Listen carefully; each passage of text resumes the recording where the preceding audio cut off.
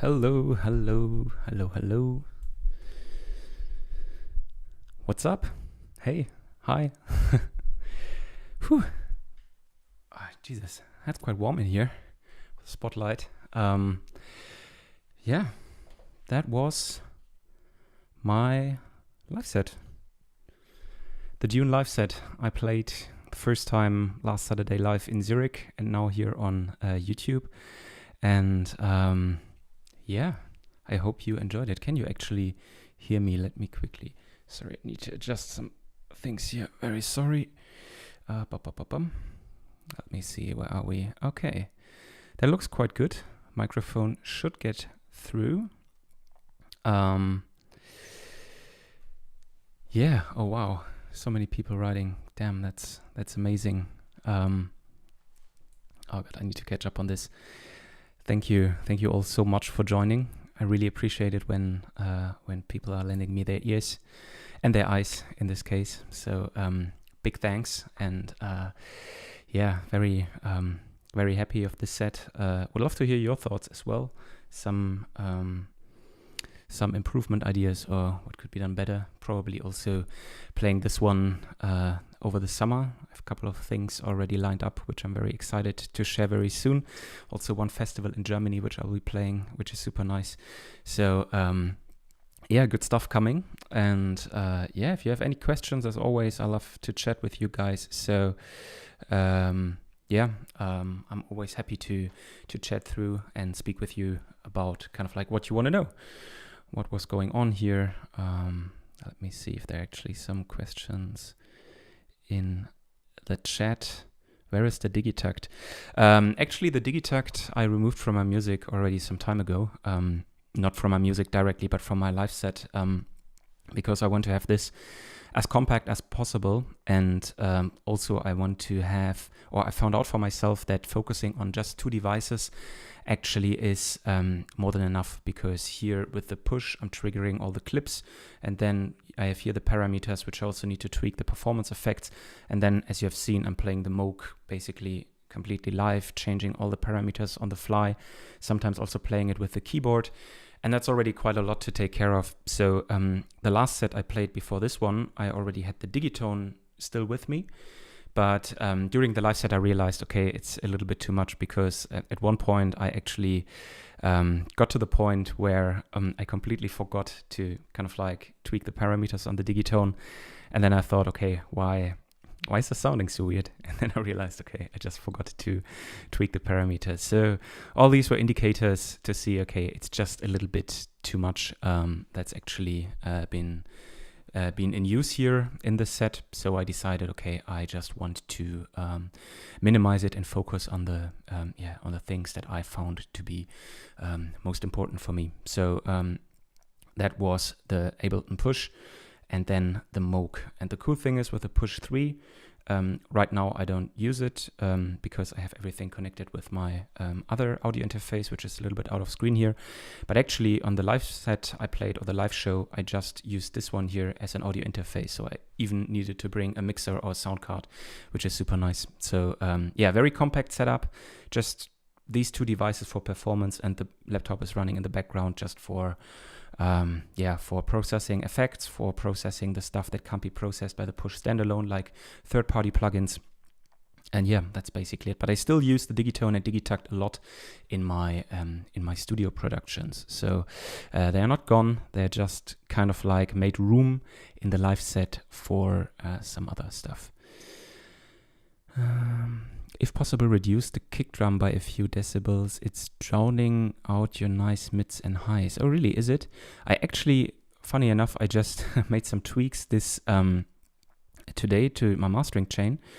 And funny enough, I lowered the equalizer. So I brought actually a little bit of the lower mids and also the higher lows down, so everything between basically 100 and 300 hertz, because I felt also that there was a little bit too much boominess going on.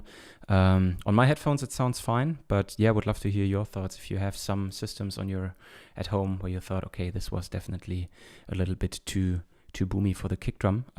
Yeah, just let me know, and then feedback like that is always useful. Damn, you've come a long way since the early Digitone, Digitakt days. Give me hope, lol.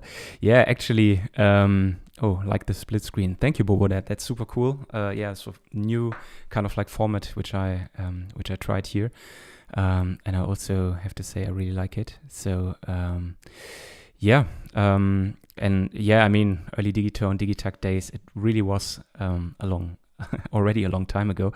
Actually, not that long, if I think about it. I think it was like I stopped using this setup 2022. That's just not even 2 years, but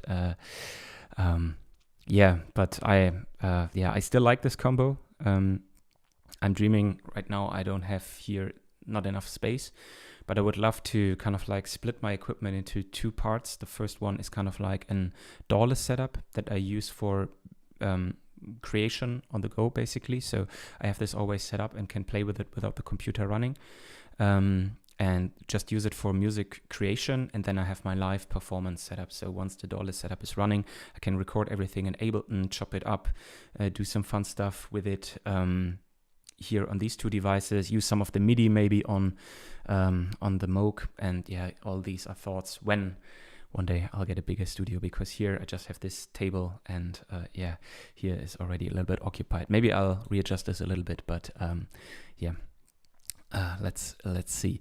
But yeah, actually it was a long way, but actually with this setup here, I'm super happy. First time playing live, I feel extremely comfortable and having a lot of fun, which I think is always the most important part about playing live, because if you don't have fun and are just stressed and kind of like always only zoomed into this and not feel your music, I think it will transfer to your audience and then they won't feel it too. So it's very important for me to feel comfortable and good with this setup, and this is something I'm learning more and more to master, and yeah, I'm getting better and better at.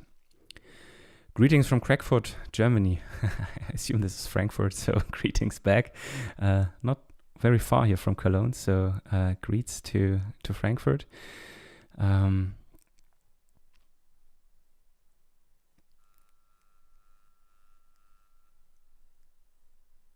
We really enjoyed it. Amazing performance. Thank you. That's great. That's really cool. And yeah, that's awesome. The key changes really add to the set. Yeah, actually, this is something I'm actually always, I mean, I see a lot of DJs, mostly DJs, do that in their set, but I'm always curious to see how other people deal with key changes, because the key change I made was from the one I definitely made, I can remember, which I kind of like performed for, was from C minor to D minor, which is not an easy one to do because both keys sound very odd if you play them on top of each other. Yeah, for this one, I tried to kind of like, yeah, level it all up and then kind of like perform this transition or transponation effect on the set. But yeah, I'm always curious to see how other people approach it. Usually I see a lot of people, especially DJs, they tune down all the melodic parts and then they just switch drums and bring, or actually they kind of like switch down the melodic parts of the first song, then maybe stay on the drums on the first song and then bring already in the melodic parts of the second song and then bring the drums in and so on. So this is actually something which you can do quite nicely. And yeah, I think this is something really cool. But yeah, I love transitions. If you follow my my work, you might probably know that I'm a little bit obsessed with transitions. It's always my favorite thing when I know I have a live set coming up.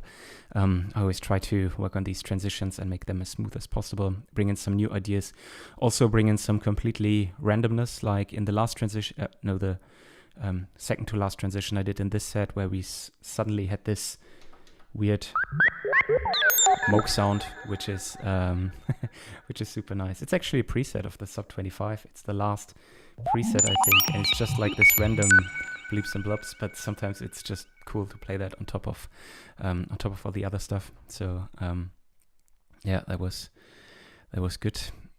Where in Germany? Festival name?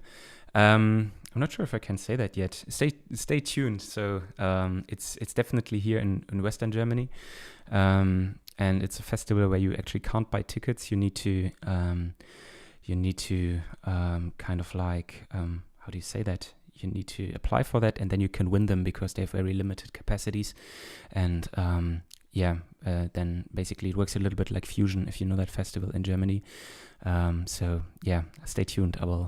I hope to share it very, very soon. Push 3 in standalone. Actually, on this one, not. It is a standalone device, but for this set, I didn't use it in standalone for mainly one reason, and this is I have some third-party VSTs running, especially the Valhalla. I mean, the most important one for me is the Valhalla. What is it called again? Valhalla Shimmer? No, that's not the name. Is it Valhalla Shimmer? God, I'm so sorry. I need to look that up. It doesn't give me any peace otherwise.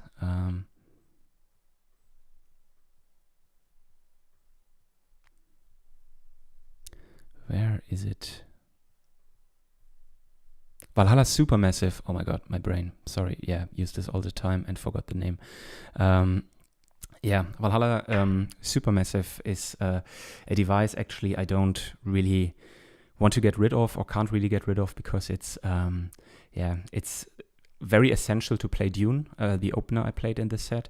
And yeah, I haven't really found a way to recreate this with Ableton stock plugins. So this is something I still need to work on, but I for now can't get rid of it. So, and yeah, as you might know, the Push 3 standalone doesn't work with third-party VSTs. You only can use it with Ableton stock devices and Max for Live devices, which I already use a lot. I think 95% of what you were hearing coming from the software side was Ableton stock plugins. And yeah, I think Valhalla Supermassive literally is actually the last third-party VST I have in my live set. I'm reducing them more and more, but this is still one I have here. Same here, I tried multiple times to integrate the Digitakt, but feels not 100% conform. Actually, I mean, Digitakt, I think it's an amazing device and it works great for live performance. At least I think that for DAWless setup. So when I had my DAWless setup, the Digitakt was an amazing master device, so to say. You have 8 MIDI channels that you can sequence your other gear with. You have 8 very flexible sample channels, so it can kind of like be the drums and foundation, but also add maybe some melodic samples. It also has some very nice onboard effects. And it has a compressor, so you can route everything through the Digitakt, and in the end, at least have a little bit of compression when you don't have any master device on your chain. So. It actually is. I found it at least tricky to get it running in a hybrid setup. Once you get Ableton running with it, everything then that runs with Overbridge works great for me in the studio. There it's fine, but live I got some very random latency issues. Sometimes the latency was dropping from jumping from 6 milliseconds to 40 milliseconds, which is then definitely audible. And yeah, this was, for me, the main reason I got rid of it for this. And this is why I also would like to have this standalone DAWless setup where I can just program some stuff in and then record that to Ableton, because I think this would be amazing. Because I love it for that. I still use, basically in all of my tracks that you've been hearing, there's always Digitakt and Digitone in it.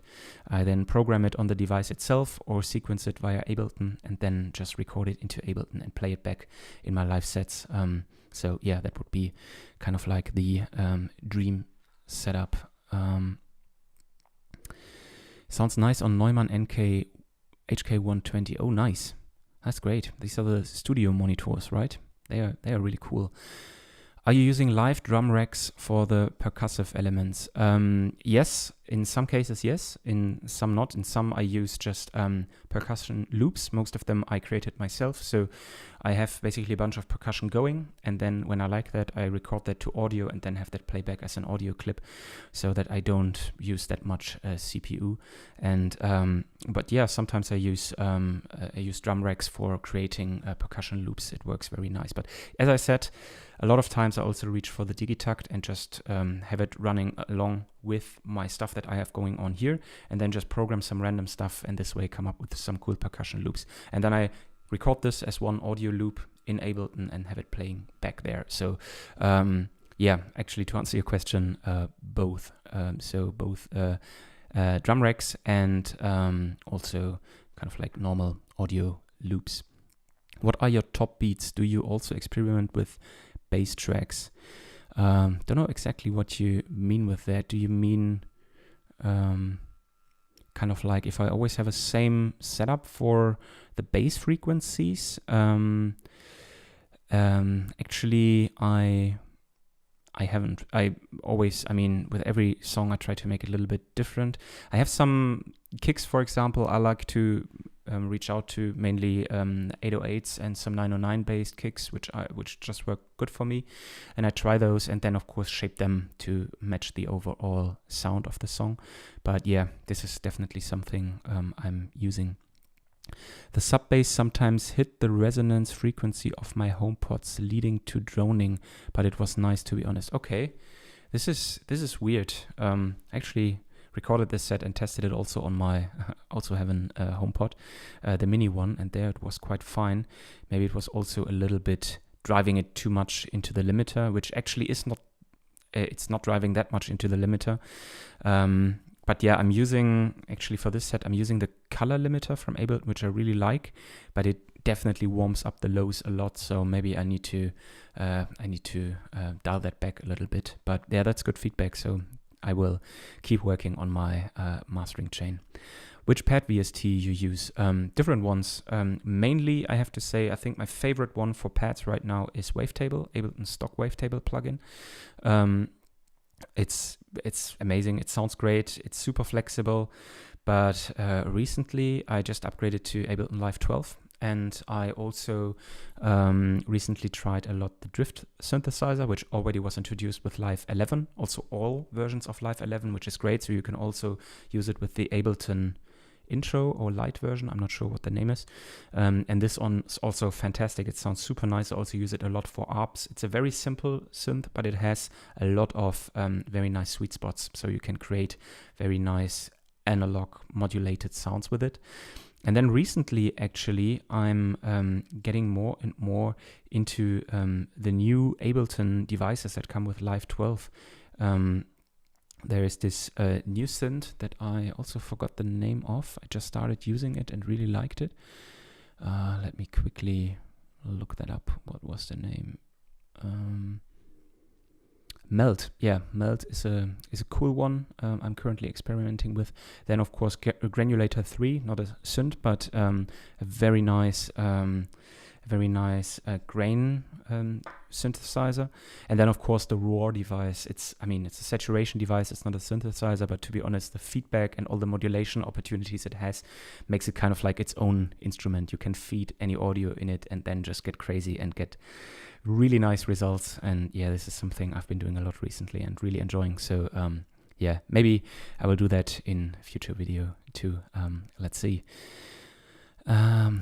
Mexico. Hello to Mexico. Great that you're here. Valhalla Supermassive. Oh yeah, that was probably when I asked the question. Yeah, exactly. That was the device I was looking for. No Valhalla friend, no Arabian plaque beats is no good sound. Actually don't know what you mean by that. So if you can explain a little bit, would be nice. But yeah, actually, I think Valhalla, the devices, to be honest, sound great. I don't know which plugins you tried, but I used the Vintage Verb and the Supermassive, and they both are amazing. And it always blows my mind that Supermassive is actually free to use. So yeah, really, really cool device.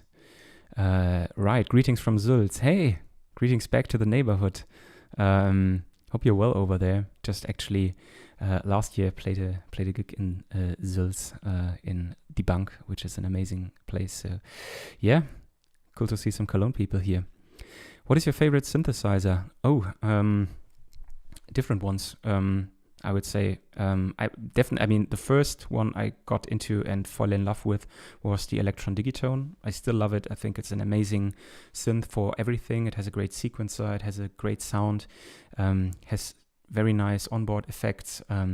Actually, when I started, made whole tracks just on this device and uploaded them, and I still listen to them today and think they're quite okay. Of course, audio-wise, I would have done some things differently, but yeah, they are incredible.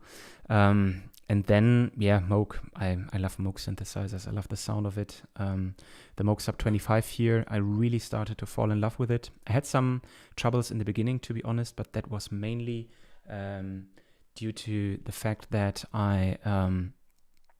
I switched from the Moog Mother 32, which is a little bit off screen here to the right, and also a synth that I really love, but the Moog Mother 32 doesn't really have a real keyboard. It has some plastic knobs that you can play with, but for playing live, it was nicer here to have a real keyboard like this one here.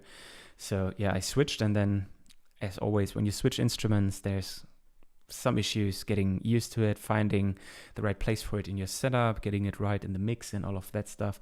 But once you have that set, I love this thing. I also love to improvise on it. Actually, my song Dune was made just by that. I just improvised on this one here with Valhalla Supermassive running and came up with this sound, and then yeah, I made Dune. So it's something I still love to do, because the sound of this, the oscillators combined with the ladder filter that Moog is very famous for, is amazing. And yeah, it's something that I honestly really, really like.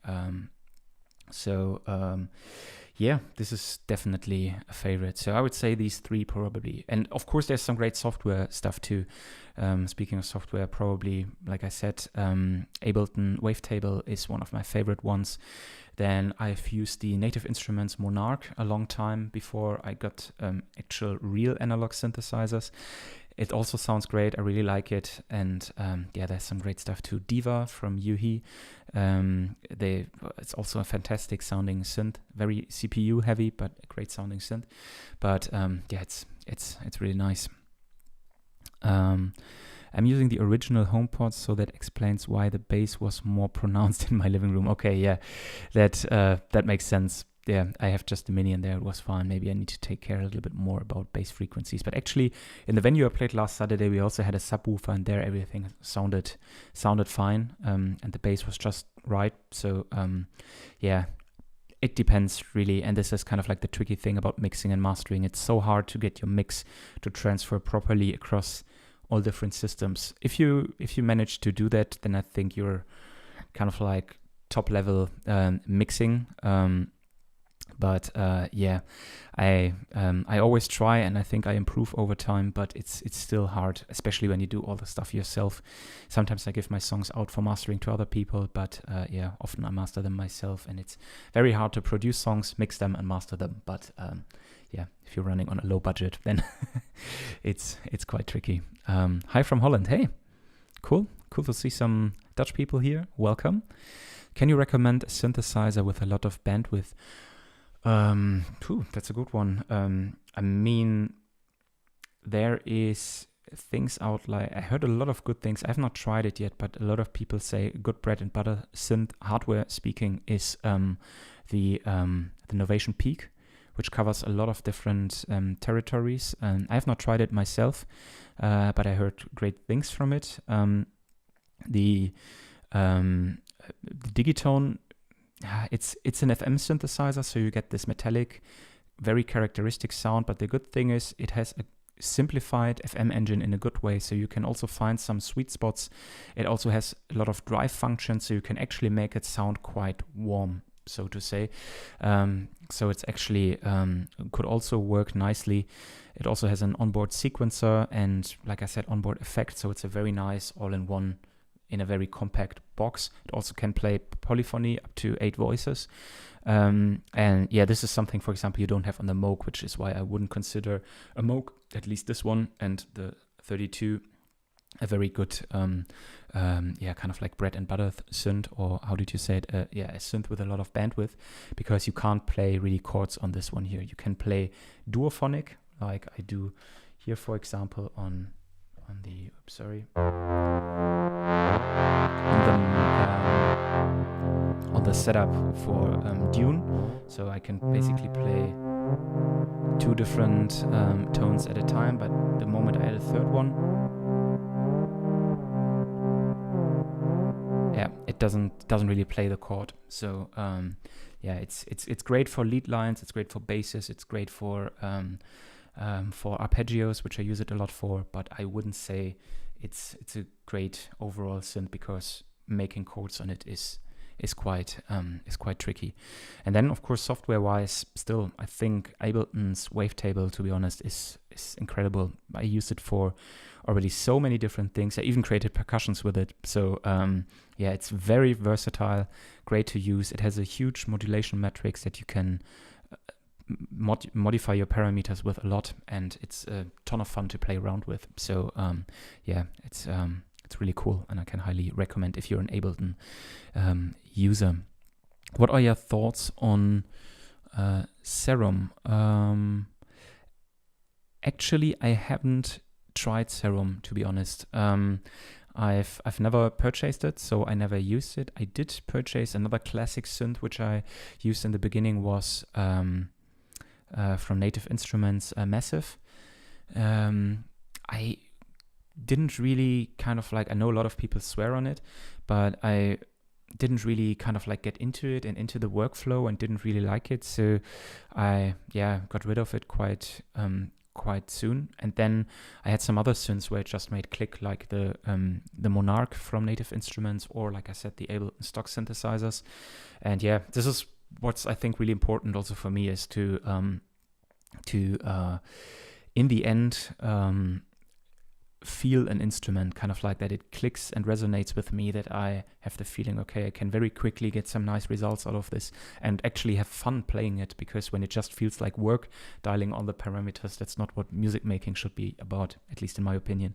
So this is something I have been doing, or I have been following quite a while, and this way found my favorite software since. But to your question, never used Serum, so can't really say that much about it. And that was actually the last question. We're already running for 1 hour and 15 minutes, so that's really cool. And again, I want to thank all of you lovely people for tuning in, for listening in. If you like what I do, I actually have a Patreon where you can support me. It starts from €1, where we also have a very nice Discord community. I'm just starting this, but I try to be very active there in this Discord community. We discuss just things as we discussed here on the live stream, some favorite synthesizers, but also share tutorials, give feedback on music, share some tips and tricks and all of that stuff. And I'm currently trying to build this community, and you can already access it for the lowest Patreon tier, which is just €1 a month. This actually already helps me a lot to do what I do here. On top of that, you also get on this tier early access to my videos. And on the higher tiers, you also get my Ableton presets. So for example, this set I just played here, I will save as a preset and then upload to Patreon, and my Patreons can access it there and do some reverse engineering. I also create Ableton instruments, which is like my own sounds or Ableton presets, so to say, for synth sounds, which I share there. Sample packs, sound packs will come in the future. So actually it's a great resource for supporting me. And if you enjoyed it, give it a thumbs up. That's always also super helpful. And thanks again so much for tuning in. Hope you have a great day, have a great evening wherever you are, and stay creative. And I hope to see you very soon. Take care. Bye.